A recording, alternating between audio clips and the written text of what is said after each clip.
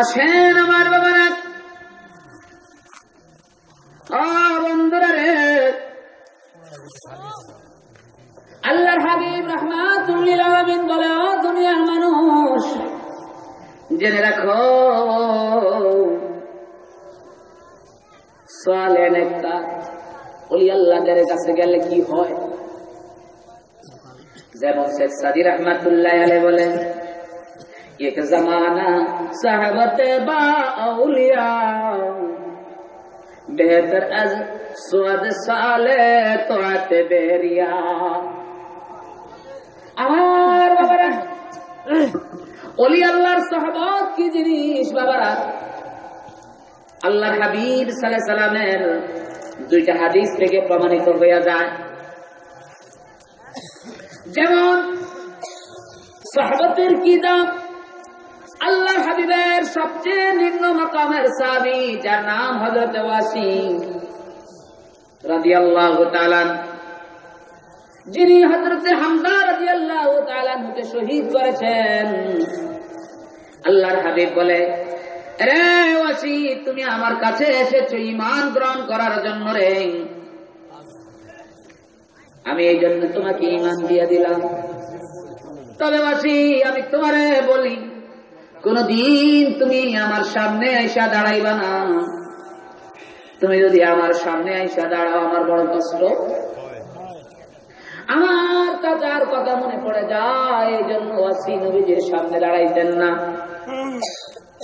তারপরে কি তিনি সাহাবী, তারপরে কি নবীজিকে এক সেকেন্ড নবীজিকে দেখেছে, কিন্তু এত মর্যাদা আল্লাহর কাছে,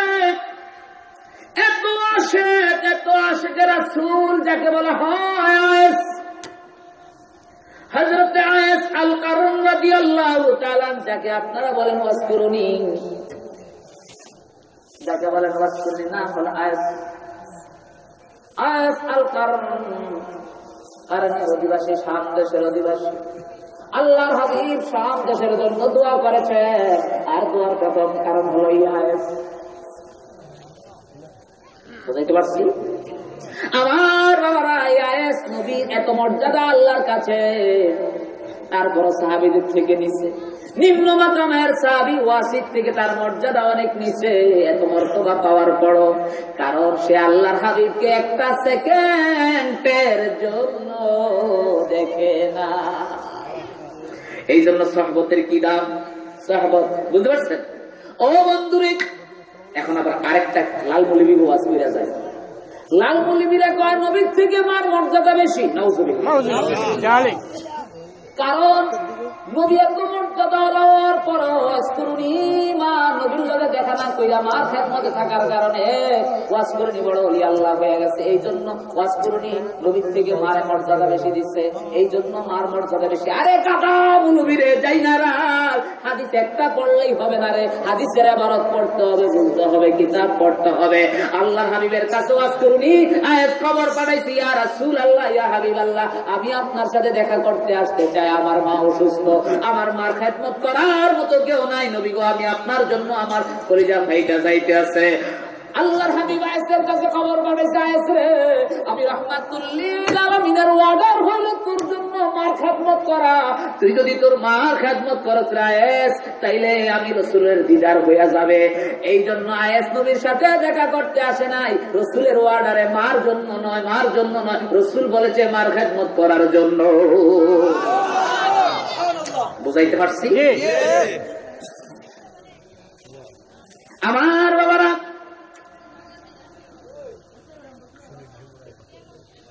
ও বন্ধুরা রে, আল্লাহর হাবিব বলেন নেককারদের মজলিসে গেলে কি হয়। ও দুনিয়ার মানুষ, عن ابن عباس رضي الله تعالى لما نزل الله تعالى هذه الآية على إن أولياء الله لا خوف عليهم ولا هم يحزنون الله أكبر আমার আল্লাহ বলেন, আমার আল্লাহর ওলিদের কোনো চিন্তা নাই, কোনো ভয় নাই।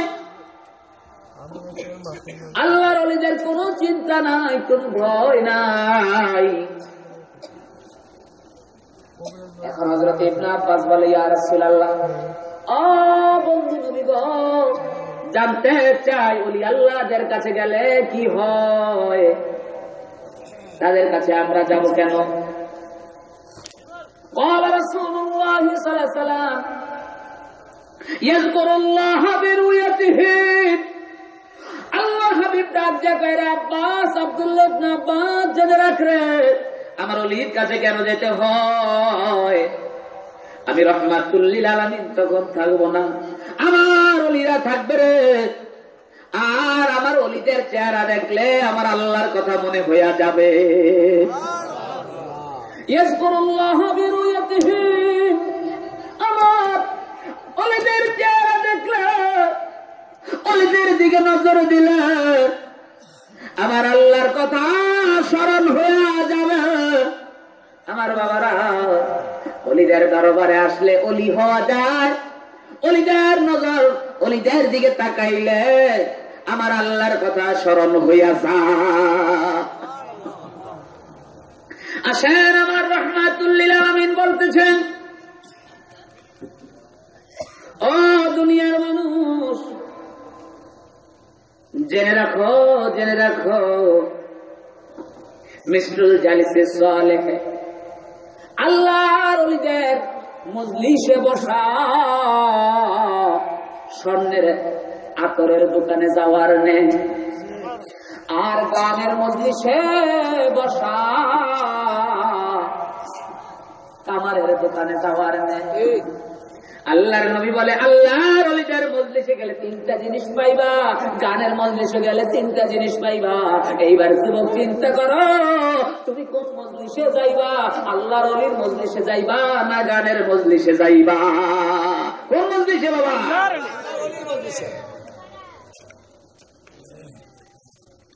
আসেন আমার বাবারা, মুসলমান, নবীর মুহাব্বত ছেড়ে দিয়েছ। নবীর মুহাব্বত কাকে বলা হয়? কিছু কিছু হুজুর আওয়াজ করে, কুল ইন কুনতুম তুহিব্বুনাল্লাহ ফাত্তাবিউনি ইউহিব্বুকুমুল্লাহ ওয়া ইয়াগফির লাকুম যুনুবাকুম। এই হুজুররা এই আয়াতের অর্থ ভুল করে। কুল ইন কুনতুম তুহিব্বুনাল্লাহ, হাবিব আপনি বইলা দেন, হাবিব আপনি বইলা দেন, ইন কুনতুম তুহিব্বুনাল্লাহ, যদি তোরা আল্লাহরে ভালোবাসস, ফাত্তাবিউনি, আমি রাসূলের ভালোবাসা। এটা অর্থ না, এটা কিন্তু করে হুজুররা। হুজুররা কিন্তু এই অর্থ করে। হুজুর পড়াশোনা কইরা আলেম হইয়া অর্থ কইরেন, পড়াশোনা ছাড়া নয়। ফাত্তাবিউনি, রাসূলের অনুসরণ করো। রাসূল কেমনে মিসওয়াক করেছে, রাসূল কেমনে নামাজ পড়েছে, সাল্লু কামা রাআইতুমুনি উসাল্লি, আমি নবী কেমনে নামাজ পড়েছি রে বাবা। আশিকে রাসূল দেওয়ালে লেখলে আশিকে রাসূল হয় না। হযরত বেলাল ছিলেন কত তবকার আশিকে রাসূল, যাই না লাগে। হযরত বেলাল কি তবকার আশিকে রাসূল ছিলেন? আশিকে রাসূল, আমি যদি বলি আমি হুজুর কেবলার আশিক, হুজুর কেবলার আশিক, এই বলার দাম নাই। হুজুর কেবলা বলতে হবে আমার আশিক, ঠিক না হুজুর? আল্লাহ হাবিব যখন ইন্তেকাল হয়ে গেছে, পরের দিন হযরতে বেলাল শিফাউল ফুয়াদ ফি জিয়ারাতে খায়রিল ইবাদের ভিতরে ইমাম সাহেব আলোচনা করতে আছে। ইমাম জিহাবি ছিলেন যিনি আহলুত তারজি, একজন মুহাদ্দিস, যিনি হাদিসের হুকুম দিয়ে দিতেন। ইমাম জিহাবি তিনি বলতে আছেন, ইমাম জিহাবি ছিলেন ইমাম সুবুকির ছাত্র। ইমাম সুবুকি কিন্তু দুইজন, একজন হইল তাজউদ্দিন সুবুকি, তার বাবার নাম হলো তকিউদ্দিন সুবুকি।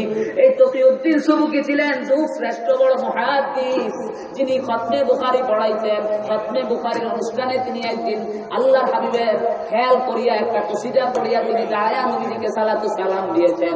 ওই দিন থেকে দাঁড়ায়া সালাতু সালাম শুরু হয়ে গেছে। সালাবান সালাবান, মোল্লারা যাই না রাখো, যাই না কথা কইব। সেই ইমাম সুবুকি এত বড় মুহাদ্দিস ছিলেন, যার নাম লিখতে গিয়া সমস্ত ইমামরা লিখত মাওলা মাওলা। ইমাম সুবুকি ওনাকে মাওলা বলতো। হানাফি বলেন, শাফি বলেন, হাম্বলি বলেন। সেই ইমাম সুবুকি যখন মিলাদে আল্লাহর হাবিবের শানে খতমে বুখারীর অনুষ্ঠানে কিয়াম করেছে, আর আজকে তোমরা খতমে বুখারী জায়েজ বলো আর মিলাদকে নাজায়েজ বলো। কি কাউমি ভাইরা খতমে বুখারীর অনুষ্ঠান করে না? কি কাউমি করে না? আমি বলবো আমার মিলাদ যদি না জায়েজ হয়, তোমার খতমে বুখারী কি আমার রাসূল করেছে, সাহাবী করেছে, কোন তাহাবী করেছে? তাহলে খতমে বুখারী যেমনে জায়েজ, আমার মিলাদও জায়েজ। খতমে বুখারী প্রচলন করে সর্বপ্রথম ইমাম আবু শামা মাকদিসি, তারপরে করে ইমাম সুবকি। একই তো কথা, ঘুরে ঘিরাতে একই। কিতাব পড়ো বলে হুজুর এই কথা কইছেন প্রত্যেকে কোন কিতাবে লেখা আছে? বেশি দূরে না, ওলা মাযহাবী দাপ্পাবা ডক্টর জাকির নায়েকের দলের লোকেরা, তোদের একজন ইমাম আব্দুর রহমান মুবারকপুরী, যিনি তিরমিজির সরা লিখেছে আরেদাতুল আহওয়াজির তুহফাতুল আহওয়াজির ভিতরে খতমে বুখারীর ফজিলত আলোচনা করেছে। আহলে হাদিসরা কিন্তু খতমে বুখারী নাজায়েজ। আসেন আমার বাবারা, রে যুবক ছেলেরা রে, বাবা তোদের পায়ে দইরা যায়, তোদের পায়ে দইরা অনুরোধ কইরা যায়, তোরা মুসলমান থাক। তোর বাপ দাদা যেই মুসলমান সেই মুসলমান থাক। নতুন ডিজিটাল ইন্টারনেট মার্কা পিস টিভি মার্কা মুসলমান হইতে যাস না। যদি পিস টিভি মার্কা মুসলমান হইতে যাস, আমার আল্লাহ কোরআনে বলে ওয়ামাইয়াত্তাবি গায়রা সাবিলিল মুমিনিন নুওয়াল্লিহি মা তাওয়াল্লা নুসলিহি জাহান্নাম ওয়া সাআত মাসীরা। আমার আল্লাহ বলে যে মুমিনদের জামাত তরক করিয়া নতুন কোন দলের দিকে যাইতে চায়, আমি আল্লাহ তারে সেই দিকেই ফিরাইয়া দিয়া তারে আমি জাহান্নামে পৌঁছাইয়া দেই।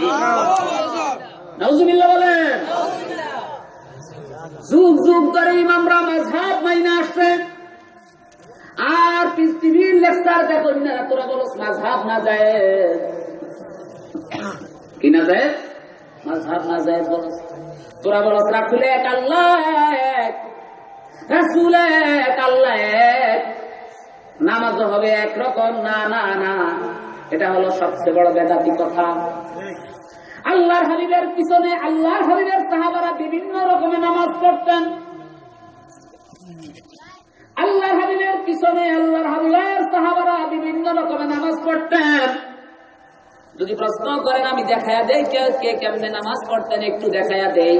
আনাস রাদিয়াল্লাহু তাআলা আন্না রাসূলুল্লাহি সাল্লাল্লাহু আলাইহি ওয়াসাল্লাম কানা ইয়ারফাউ ইয়াদাইহি ইযা দাখালা ফিস সালাতি ওয়া ইযা রাকা।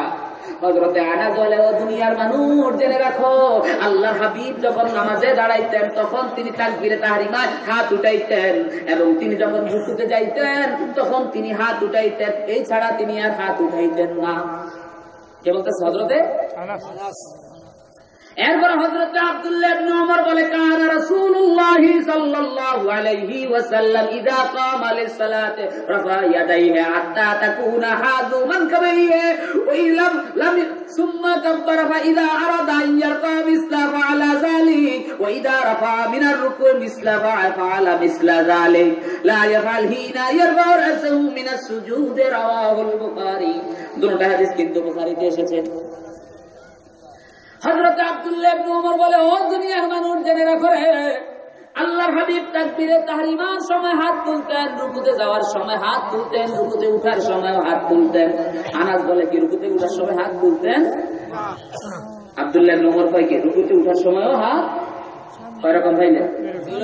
এরপরে আসে عن أبي هريرة رضي الله تعالى عنه قال أن النبي صلى الله عليه وسلم كان يرفع يديه حاذو منكبيه حين يكبر يفتتح الصلاة حين يركع حين يسجد। আল্লাহর হাবিব সাল্লাল্লাহু আলাইহি ওয়াসাল্লাম হযরত আবু হুরায়রা বলে, ও দুনিয়ার মানুষ যাই না রাত, আমার রাহমাতুল লিল আলামিন রুকুতে যাওয়ার সময় হাত তুলতেন, রুকু থেকে উঠার সময় হাত তুলতেন, সিজদায় যাওয়ার সময় হাত তুলতেন, সিজদা থেকে উঠার সময় হাত তুলতেন। ওরকম হইল। এবার আসেন আন ইবনে আব্বাস রাদিয়াল্লাহু তাআলা কানা ইয়ারফু ইয়াদাইহি ইনদা কুল্লি তাকবীরাতে। হযরত আব্বাস বলে না না না, আল্লাহ হাবিব রুকু সিজদা উঠানো যতবার আল্লাহু আকবার বলতেন ততবারই আমার নবী হাত তুলতেন। ওরকম হইল। এইবার হযরত আব্দুল্লাহ ইবনে মাসউদ বলেন আন্নান নবী সাল্লাল্লাহু আলাইহি ওয়াসাল্লাম কানা ইয়ারফু ইয়াদাইহি হাযু মানকাবিহি না ইউকাব্বিরু ইফতিতাহিস সালাত লাম ইয়াসুম্মা লাম ইয়াউদ বাদা। হযরত আব্দুল্লাহ ইবনে মাসউদ যাদের মাযহাবটাই হলো হানাফি মাযহাব, তিনি বলে ও দুনিয়ার মানুষে যাই না আল্লাহর হাবিব তাকবীরে তাহরিমা বাদে আর হাত তুলতেন না, আর হাত তুলতেন না। কটা রকম হইল? এখন পাঁচটাই সহিহ হাদিস, তুমি মানবা কোনটা? এখন তোমারে প্রশ্ন করি, এই জন্যই মাযহাব। আমাদের কথা হইলো আমরা আব্দুল্লাহ ইবনে মাসউদের মতটাই কারণে মানি। আর আব্দুল্লাহ ইবনে মাসউদ হইল আল্লাহর হাবিবের জামানায় ফকিহ। আল্লাহর হাবিব আব্দুল্লাহ ইবনে মাসউদকে লক্ষ্য করে বলে ও আব্দুল্লাহ ইবনে মাসউদ, তোর মা যদি তোরে জন্ম না দিত তাইলে আমার উম্মতে মুহাম্মদী বড় ক্ষতিগ্রস্ত হইতো, তো উসিলায় আমার উম্মতে মুহাম্মদী ক্ষতিগ্রস্ত হবে না। সুবহানাল্লাহ। যার মাযহাবটাই হলো হানাফি মাযহাব, হানাফি মাযহাব। যাই না রাখো, পড়াশোনা না কইরা শুধু ফতুয়াবাজি করলে হবে না। আজকে তুমি ফতুয়া দাও মাযহাব মানা শিরক, তাইলে আমি বলবো ইমাম মুসলিম কি মুশরিক ছিল? না। ইমাম তিরমিজি কি মুশরিক ছিল? ইমাম আবু দাউদ কি মুশরিক ছিল? তারা তো সবই স্বামী মাযহাবের অনুসারী ছিল। তোমরা বলো আলেমের জন্য মাযহাব দরকার নাই, মূর্খের জন্য মাযহাব দরকার। তাহলে আমি মূর্খ বলবো ইমাম মুসলিম কি মূর্খ ছিল? ইমাম তিরমিজি কি মূর্খ ছিল? দেখো তারা এত বড় মুস্তাহিদ সিয়াসতকার লেখক হয়েও তারা মাযহাব মেনেছে। আর এখন তুমি ফতোয়া দাও মাযহাব মানা জায়েজ নাই, জায়েজ নাই। এই ক্ষমতা তোমাকে দিয়েছে কে? এখন আসেন আমার বাবারা, খেয়াল করে শুনেন, অসুবিধা হচ্ছে নাকি? এখন আসেন আমার বাবারা, খেয়াল করে শুনেন। আল্লাহর হাবিব রাহমাতুল লিল আলামিন বলতে সাহাবীরা রে যাইনারা আলেমের ওলি আল্লাহর মজলিসে গেলে স্বর্ণের আতরের দোকানে যাওয়ার নেই, আর গান বাজনা হারাম মজলিসের ভিতরে গেলে কামারের দোকানে যাওয়ার নেই। আতরের দোকানে গেলে তিনটা জিনিস পাইবা, কামারের দোকানে গেল তুমি তিনটা জিনিস পাইবা, তুমি যাইবা কোন দিকে? সাহাবারা আরজ করে ইয়া রাসূলুল্লাহ, ইয়া হাবিবাল্লাহ, বন্ধু নবী গো জেনে রাখেন। আল্লাহর হাবিব বলে জেনে রাখো সাহাবারা, আতরের দোকানে গেলে হয় তুমি আতর কিনবে, তুমি যদি আতর কিনা নিয়ে আসো তোমার থেকে মানুষ আতরের গ্রাম পাবে। সুবহানাল্লাহ বলে, তোমার থেকে মানুষ কি পাবে? ও বাবারা আমার, আল্লাহর হাবিব বলে সাহাবীরা রে, যদি টাকার অভাবে, পয়সার অভাবে, দিরহামের অভাবে যদি তুমি আতর না কিনো, তাইলে তুমি আতরের দোকানে গেলে আতর কিনতে পারলা না। একটা বাদ গেল, তিনটার যে কোনো একটা তুমি পাইবা। আর একটা কি ইয়া রাসূলুল্লাহ, তোমার হাতের ভিতরে একটু আতর লাগাইয়া দিবে। তোমার এই আতর বেচার জন্য বিভিন্ন আইটেমের আতর লাগাইয়া দিবে। এই আতরের গ্রাম যতক্ষণ তোমার হাতে থাকে ততক্ষণ মানুষ তোমার থেকে আতরের গ্রাম নিবে। সুবহানাল্লাহ বলেন। আল্লাহর হাবিব বলে যদি আতর বিক্রেতা যদি বখিল হয়, তোমার যদি আতর না লাগাইয়া দেয়, কি লাগাইয়া না দেয়, তৈলে অন্তত পক্ষে আতরের দোকানে থাকার কারণে তুমি যে আতরের গ্রামটা নিয়েছো, তুমি যে আতরের গ্রামটা নিয়েছো, এতক্ষণে তুমি আতরের গ্রাম পাইলা। আল্লাহর হাবিব বলে তুমি ওলি আল্লাহর কাছে গেলে হয় তুমি ওলি হইয়া পাইবা, তার থেকে ওলা একই না, আর নাইলে তার থেকে একটু আমল আখলাক নিয়ে আসবা, আর নাইলে তার কাছে যতক্ষণ থাকবা তার সহবতে থাইকা তুমি রহমতের অধিকারী হইয়া পাইবা।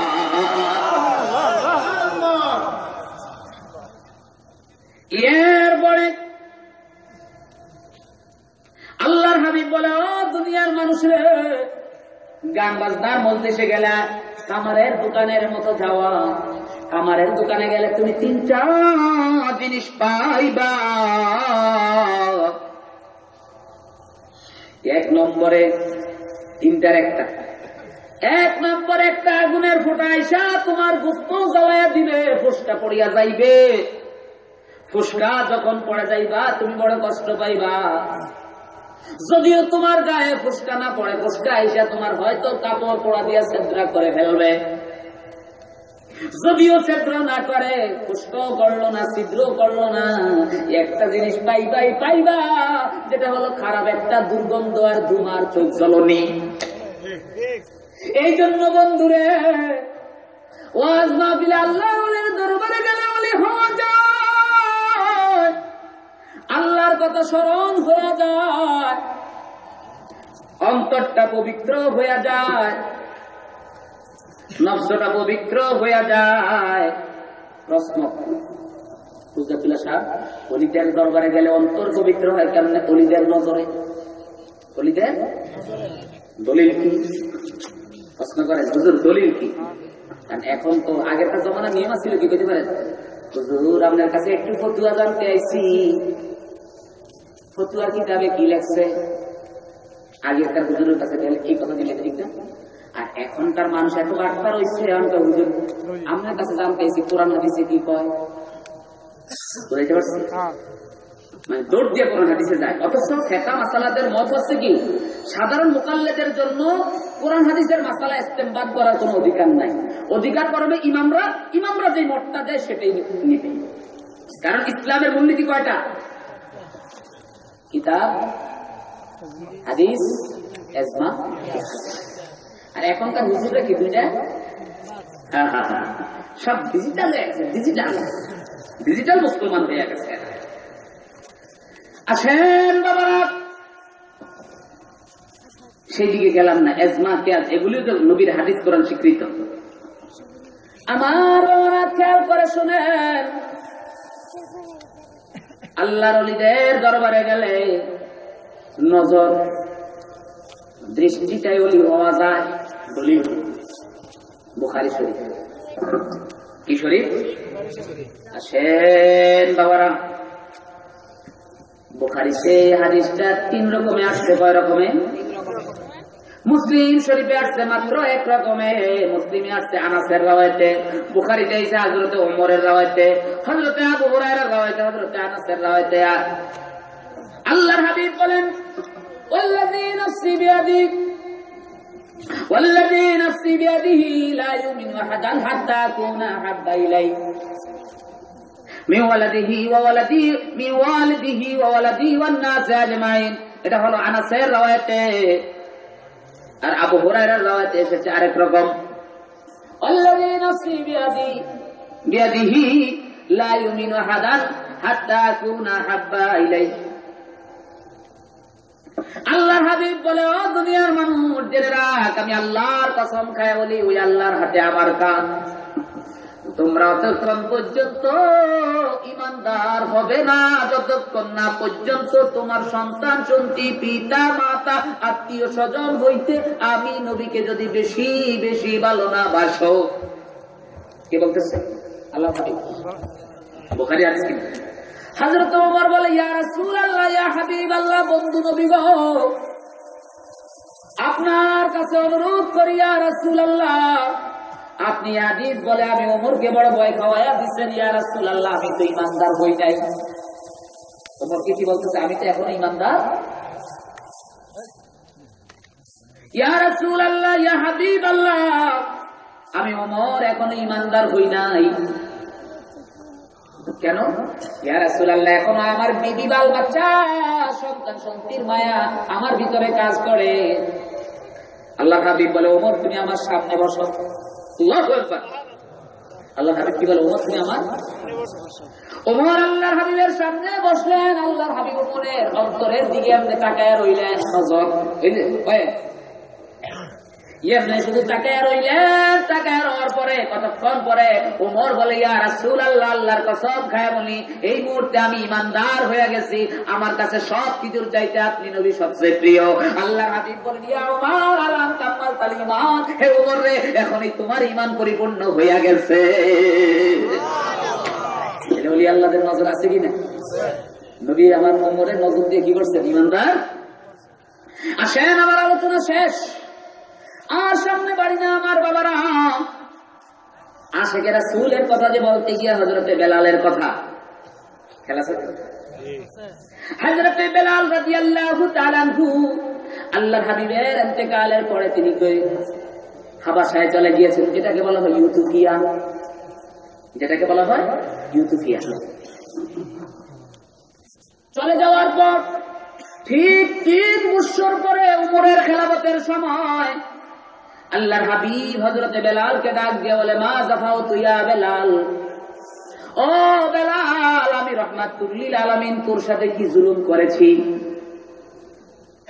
বেলাল, তুই যে আমার মদিনা থেকে এসে পড়েছস, বেলাল, আমার মন চায় তোর একটু আযান শোনার জন্য। বেলাল কাঁদতে কাঁদতে মদিনায় এসে হাজির হওয়ার পরে হযরতে হাসান এবং হুসাইনের সাথে দেখা।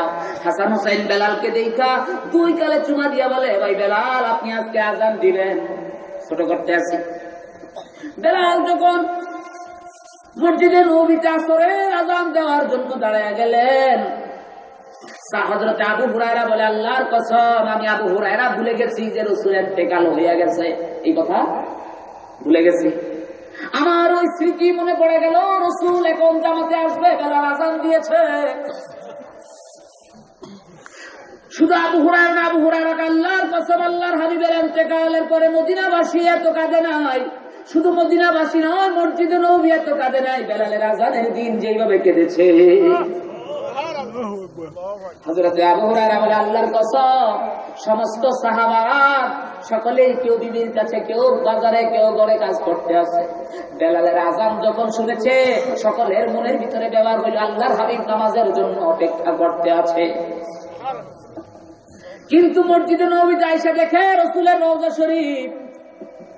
এটা দেখলেই সাহাবীরা হুড়হুড় চিৎকার দিয়ে কেঁদে ফেলে। সাহাবীদের হুঁশ ফিরে আসে, হায় রে, নবী তো আমার নাই। কিন্তু এর আগে কারো খেয়াল নাই যে নবী নাই, দুনিয়ায় নাই, এই কথা কারো খেয়ালে নাই।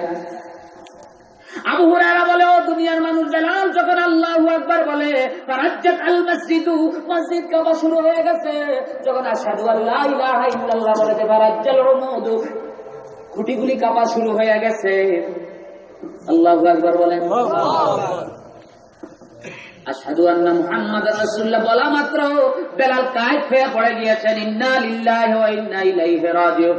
সাহাবারা বলে, আশহাদু আন্না মুহাম্মাদার রাসূলুল্লাহ বলে শেষ করতে পারে না, এর আগে বেলাল ইন্তেকাল হয়ে গেলেন, পড়ে গেলেন মিনার থেকে, উঁচু জায়গা থেকে। সাহাবারা সকলেই বেলালকে ধরলেন, দেখতে আছে বেলালের নিঃশ্বাস থেকে এমন পোড়া গন্ধ আসতেছে, আমার নবীর মহাব্বতে যেন বেলালের কলিজা পড়ে ছারখার হয়ে গেছে। বাবারে, এটাকে বলা হয় আশিকে রাসূল। আশিকে রাসূল এটা সাধারণ বিষয় না বাবা, জেনে রাখেন। আমি আলোচনা শেষ দিকে যাই। আল্লাহর হাবিব রাহমাতুল লিল আলামিন কে আম্মা জান আয়েশা বলে, ইয়া রাসূলুল্লাহ, মা হাযা দাউ ইয়া রাসূলুল্লাহ, খেলাছে তো আপনার চেহারা থেকে এত আলো থেকে আসলো নবী গো, এত আলো থেকে এসেছে, খেলাছে কথা। নবীজির শরীরে ছায়া পড়তো না, সূর্যের আলোর ছায়া পড়তো না, এই কথা থেকে অনেক কথায় আমি চলে গেছি। ইমাম শিহাবুদ্দিন খাফকাজি নাসিমুর রিয়াজের ভিতরে লেখে, জেনে রাখ, সূর্যের আলো তো নবীজির শরীরে ছায়া পড়তো না, কিন্তু আমার নবীর ভিতরে একটা নূরের আলো এমন জ্বলজ্বল কইরা জ্বলতো, সূর্যের আলে ছায়া পড়ে না। নবীজির শরীরে ছায়া নাই, কিন্তু কাপড়ের তো ছায়া একটা আছে, ছায়া পড়ছে নেই। সাহাবারা বলে, আল্লাহর কসম, নবীজির শরীরের তো ছায়া নাই। এমনকি নবীজির শরীরে যে কাপড়গুলি থাকতো, ওই কাপড়েরও ছায়া পড়তো না। নবীজির শরীরের ভিতরে একটা নূরের বাতি জ্বলজ্বল কইরা জ্বলতো। ইমাম শিহাবুদ্দিন খাফফাজি লেখে, ও দুনিয়ার মানুষ, সূর্য যদি পূর্ব দিকে থাকতো, এরপরে একজন সাহাবা থাকতো, এরপরে যদি আমার নবী থাকতো, তাইলে সাহাবার ছায়াটা নবীর গায়ে আইসা পড়ার কথা, ঠিক কিনা? যেমন আমি এই লাইট, এই হুজুর আমার ছায়া কাটা পড়ছে, হুজুরের গায়ে পড়ছে কিনা? ইমাম শিহাবুদ্দিন খাফফাজি কয়, আল্লাহর কসম, সূর্য পিছন থেকে আলো দিত, তারপরে সাহাবা, তারপরে নবী। সাহাবার আলো নবীজির গায়ে আইসা পড়ার কথা, কিন্তু না না না, নবীজির শরীর থেকে কোনো আলো বের হইতো না। কিন্তু সাহাবা যদি দূরে থাকতো, ছায়াটা নবীর বরাবর আসতো, কাছাকাছি আসলে নবীর সামনে যখন সাহাবা চইলা যাইতো, তখন সাথে সাথে সাহাবার ছায়াটা উল্টা সূর্যের দিকে যায়া পড়তো। ফাগালাবা ফাগালাবা দৌ চলে দৌ, ফাগালাবা দৌ বিদৌইন নবী সাল্লাল্লাহু আলাইহি ওয়াসাল্লাম, সূর্যের দৌ, ফাগালাবা দৌহা বিদৌইন নবী সাল্লাল্লাহু আলাইহি ওয়াসাল্লাম, সূর্যের আলোর ছায়াতে, আলোতে, নবীজির আলোর কারণে সূর্যের আলো মাগলুব হয়ে যাইতো, পরাস্ত হয়ে যাইতো। সাহাবীর আলোটা নবীর গায়ের দিকে না পড়িয়া বরং সূর্যের দিকে আলোটা পড়তো। আমার নবী রাহমাতুল লিল আলামিন কেমন নূরের নবী রে বাবা। আম্মা জানাইসা বলে, ইয়া রাসূলুল্লাহ, ইয়া হাবিবাল্লাহ, নবী গো, এত আলো কোত্থেকে এসেছে? আল্লাহর হাবিব বলেন, আয়েশা রে, আয়েশা বলে রাখি, ওয়াইল লিমান লা ইয়ারানি ফি ইয়াউমিল কিয়ামাতি, ধ্বংস হোক, ধ্বংস হোক যারা কিয়ামতের ময়দানে আমি নবীকে যারা দেখবে না। ওয়ালাত মান লা ইয়ারাকা ইয়া রাসূলুল্লাহ, নবী গো, কারা আপনাকে দেখবে না কিয়ামতের ময়দানে? ক্বালা আল বখিল, ইয়া রাসূল, আল্লাহর হাবিব বলে, বখিল আমাকে দেখবে না।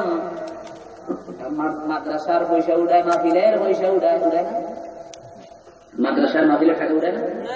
টাকা না দিলে হুজুরা বদুয়া দেয় বকিল। এত সহজ কথা না। বখিলকে, বখিলকে আল্লাহর হাবিব বলেন, আলমান বখিল ইয়া রাসূলুল্লাহ, নবীকে প্রশ্ন করি, ইয়া রাসূলুল্লাহ, বন্ধু নবী গো, আপনার কাছে জানতে চাই কারা বখিল, একটু বুঝায়া দেন। আল্লাহর হাবিব বলেন, আল্লাযী লা ইউসাল্লি আলাইয়া ইযা সামি'a ইসমি, যেই ব্যক্তি আমি মুহাম্মাদুর রাসূলুল্লাহ সাল্লাল্লাহু আলাইহি ওয়াসাল্লামের নাম শোনার পরে আমার উপরে দুরূদ শরীফ পড়ে না, তারা হলো আসাদ্দু দরজার বকিল, তারা কিয়ামতের ময়দানে আমি নবীকে দেখবে না। জোরে কন্না নাউযুবিল্লাহ। আল্লাহ যেন আমাদেরকে বুঝার তৌফিক দান করে, আমিন। আমা তৌফিক ইল্লা বিল্লাহ। শেষ করলাম একবার, যেটা দিয়ে শেষ করছি সেটা দিয়ে আসলে ঈমান, রূহে কুরআন, মগজে দিন, আসলে হুব্বে রাহমাতুল লিল আলামিন, ইয়া নবী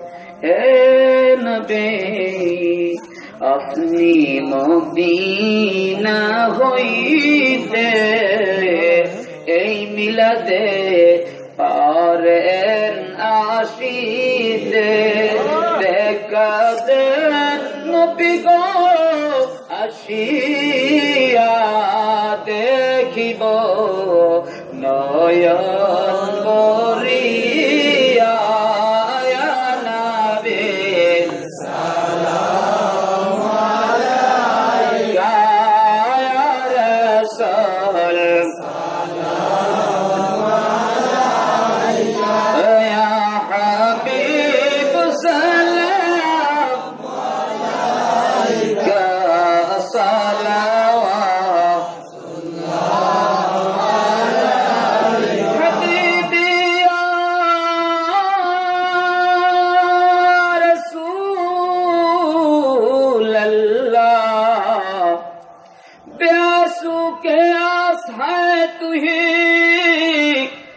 जागत सोते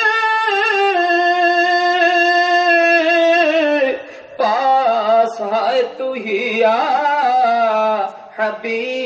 হাবিবাল্লাহ গোলামদের দুঃখ বেদনা বুঝাইলে কেহ বুঝে না, শুনাইলে কেহ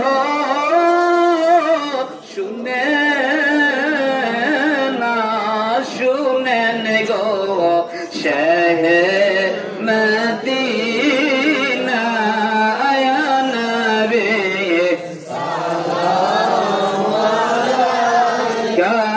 আয়া রাসূল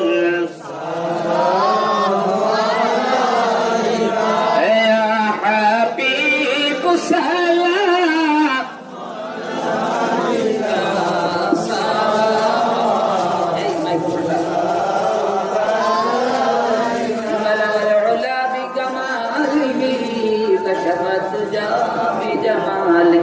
حسنت جميع خصاله سلموا يا قوم بل صلوا على صدر الأمين والصحابة